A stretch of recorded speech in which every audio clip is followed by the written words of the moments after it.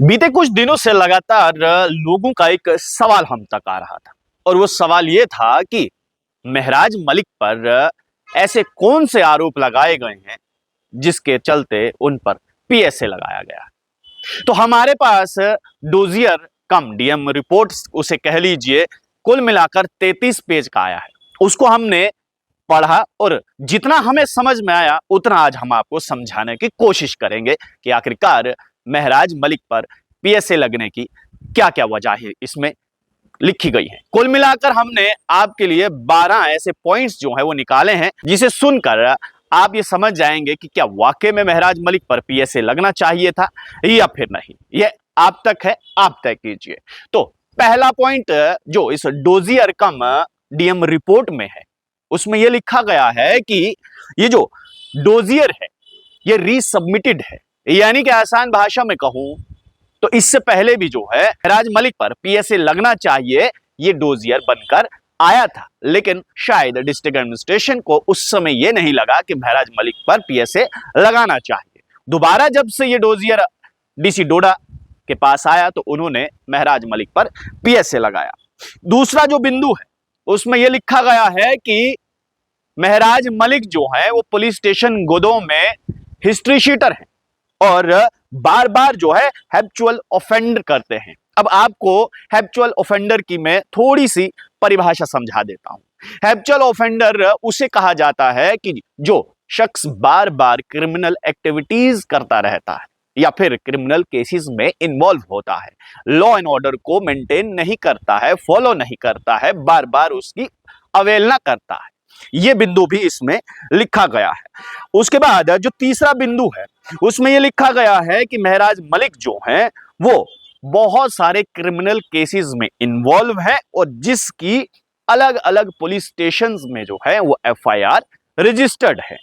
उसके बाद जो मेन पॉइंट इसमें सामने निकल कर आता है वो है फेसबुक।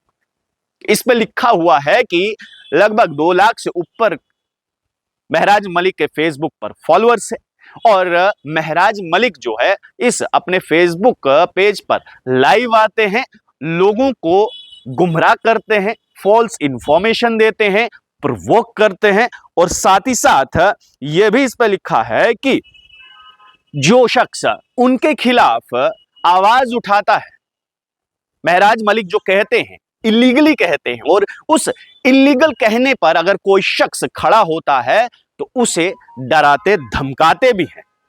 इसके बाद यह भी लिखा है कि महराज मलिक जो है वो ये कहते हैं कि सरकारी दफ्तरों को आग लगा दो, उन्हें जला दो और एक लश्कर तैयार करो, बिल्कुल बुरहान वानी की तरह। यह भी इस पर एक बिंदु लिखा है। अब इसके बाद महराज मलिक पर यह भी आरोप है कि वो एक धर्म को शराब के साथ जोड़ते हैं और कहते हैं कि एक धर्म के लोग जो हैं वो शराब पीते हैं और इसके साथ ही साथ युवाओं को ये कहते हैं कि आप लोग चिट्टे का इस्तेमाल कीजिए, उससे आपका दिमाग तेज होगा और आप काम बेहतर कर सकते हैं। इसके बाद अगला आरोप जो है महराज मलिक पर यह है कि महराज मलिक ने जो है लगभग 10 दिन तक जो है वो एसेंशियल मेडिसिन को लॉक करके रखा और वो मेडिसिन जो है जो फ्लड पीड़ित थे या फिर जो पीड़ित लोग थे उन तक वो पहुंचानी थी वो मेडिसिन, लेकिन महराज मलिक ने जो है लगभग 10 दिन तक जो है वो मेडिसिन को लॉक करके रखा। अब इसके बाद आपको मैं ये डिटेल में बताना चाहूंगा कि कुल मिलाकर जो है महराज मलिक पर 18 एफआईआर का जिक्र जो है वो इस डीएम रिपोर्ट या फिर आप डोजियर कह लीजिए उसमें है और साथ ही साथ डेली डायरी का भी इसमें जिक्र है।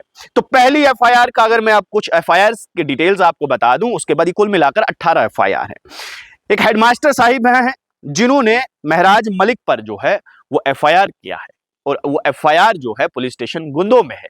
इनका कहना है कि जो ये हेडमास्टर साहिब हैं वो इलेक्शन ड्यूटी को अंजाम दे रहे थे और उसी समय महराज मलिक वहां पर एंटर होते हैं क्रिमिनल इंटेंशन के साथ और उनके साथ हाथापाई भी की जाती है। उसी को लेकर जो है महराज मलिक के खिलाफ जो है वो एफआईआर दर्ज कराई गई पुलिस स्टेशन गुंदो में।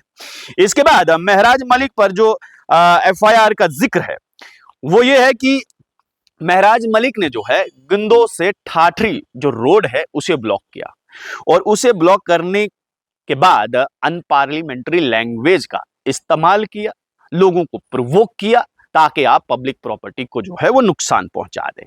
उसके बाद महराज मलिक पर यह भी आरोप लगाया गया है कि एक तरफ जहां पूरा देश ऑपरेशन सिंदूर की तारीफ कर रहा था, भारतीय सेना के साथ था, उस समय जो है महराज मलिक जो हैं वो गवर्नमेंट ऑफिशियल्स को थ्रेट दे रहे थे। एक और आरोप इन पर जो है वो ये है कि इन्होंने महिला डॉक्टर पर जो है वो अभद्र भाषा का इस्तेमाल किया, और वो अभद्र भाषा जैसे कि आपको घसीट के ले आएंगे, नंगा कर देंगे, या फिर मुंह पर थूकना, दलाल, दल्ला वगैरह वगैरह जो है, इस प्रकार की भाषा का इस्तेमाल जो है वो महराज मलिक ने एक महिला के लिए किया, जो कि बिल्कुल गलत है। ये तमाम बातें जो हैं वो हमने आपके सामने रखी हैं, जहां तक हमें समझ आई हमने आप तक साझा की। ये बातें जो है उस डीएम रिपोर्ट का डोजियर में लिखी गई है, और भी बहुत सारी ऐसी बातें हैं। कुल मिलाकर 18 एफआईआर का जिक्र है, और हर एक एफआईआर का जिक्र जो है वो तफसील से वहां पर दिया गया है। कौन सी एफआईआर कब लगी है, कौन सी एफआईआर किसने लगाई है, किस बेसिस पर लगी है, क्या कोई एफआईआर रिजेक्ट हुई है या फिर नहीं, तमाम डिटेल ब्यौरा जो है वो उसमें लिखा है। कुल मिलाकर 18 एफआईआर है। अब सवाल यहां पर यह है कि जो सरकार ने कमेटी गठित की है, क्या वो कमेटी जो है वो महराज मलिक के ऊपर से पीएसए हटाने की वकालत करेगी? अगर ऐसा होता है तो हो सकता है महराज मलिक बाहर आ जाएं। अगर ऐसा नहीं होता है तो फिर जो महराज मलिक की जो 10 वकीलों की एक टीम गठित हुई है, वो टीम हाईकोर्ट जाएगी, और हाईकोर्ट में जो है वो फिर ये केस लड़ा जाएगा। तो जो लोग ये कह रहे थे कि कम से कम हमें ये तो पता चले कि महराज मलिक के ऊपर पीएसए किन वजहात पे लगा है, किन बेसिस पर लगा है, तो कुछ कुछ जो हमने बिंदु जो है वो आप तक साझा किए हैं, ताकि आप लोगों को भी ये पता चले कि आखिरकार ऐसे क्या कारण थे कि महराज मलिक पर पीएसए लगाया है। अब आप लोगों की अपनी राय, क्या महराज मलिक पर पीएसए लगाना सही था या फिर गलत था? अपनी राय नीचे कमेंट बॉक्स में जरूर रखेगा। आप लोग देखते रहिए स्ट्रेट टॉक्स। मुझे यानी देव ठाकुर को दीजिए इजाजत। धन्यवाद।